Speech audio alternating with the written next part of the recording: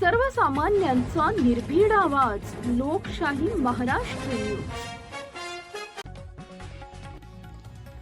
नीट paper फुटी प्रकरणानंतर महाराष्ट्रातील एमपीएससीचा तसेच सीईटीचा देखील पेपर फुटला असल्याचा दावा केला जातोय. या प्रकरणी राष्ट्रवादी काँग्रेस शरद पवार गटाचे आमदार रोहित पवार यांनी दखल घेतली आहे.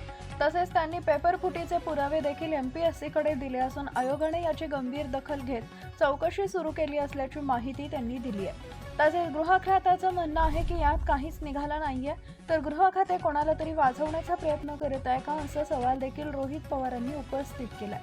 रोहित पवार म्हणाले, नीटचा जो मुद्दा आहे तो आमच्याकडे देखील आलाय. त्याचबरोबर बऱ्याच लोकांनी हा मुद्दा आता त्यांच्या लेवलला मांडायला सुरुवात केली आहे.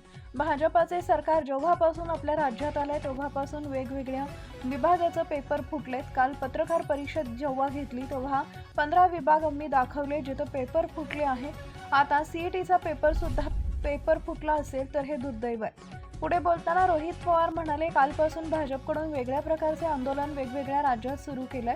जिथं भाजपचे सरकारने अशा राज्यात पेपर फुटला आहे असं ते आंदोलन करतात. दुसरीकडे आंदोलन करण्यापेक्षा महाराष्ट्रात भाजपच्या देशातल्या सगळ्या नेत्यांनी यावे आणि त्यांच्याच सरकारच्या विरोधात आंदोलन करणं गरजेचं आहे. सीईटीमध्ये आम्ही लक्ष घालणार आहोतच. त्याचबरोबर जे एमपीएससीचा पेपर फुटलाय त्याचे पुरावे आमच्याकडे आहेत आणि ते दिलेत. त्यानुसार तपास देखील सुरू झालेला आहे. कांगाडे नावाचे जे विद्यार्थी आहेत ते एमपीएससीच्या विद्यार्थ्यांच्या वतीनं लढतायत. आज त्यांना पोलिसांनी बोलावले. तसेच ज्यांना जास्तीचे मार्क्स भेटले त्यांना देखील चौकशीसाठी बोलावले असल्याची माहिती पवारांनी दिली आहे. लाईक करा, शेअर करा, सबस्क्राईब करा आणि बेल आयकॉन प्रेस करा.